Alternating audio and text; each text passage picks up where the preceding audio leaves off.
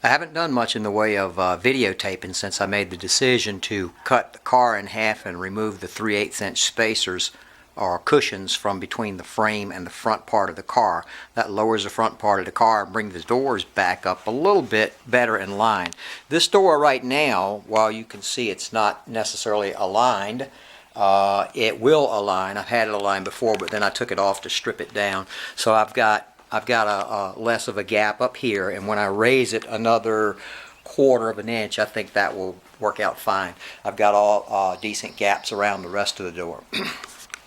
I took the door off and stripped it down to bare metal. It had about 9 to 11 coats of spray on it, whether it was paint or primer. I've got a couple of pictures that I've taken of how many different layers of paint were on here. But here's an example here. You can see at one time the car was yellow, at one time it was red. I actually found evidence of another set of flames that were on this car. They went across the doors and across the cowl. Of course, I sanded them out. I should have videoed it before I sanded them out. The floor is still cut in half, but I've got it tack welded in a spot or two just to hold it in place. I've got the car arranged now so that I can roll it outside, sand on it, blow it off, and bring it back in and reduce the amount of sanding dust that's in the garage. It got pretty dusty when I did this, when I sanded this cowl.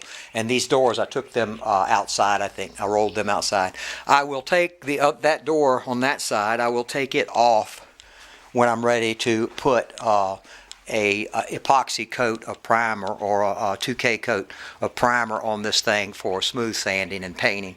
I'll probably take the doors, the trunk, and maybe the rear fenders off for painting and then reassemble it.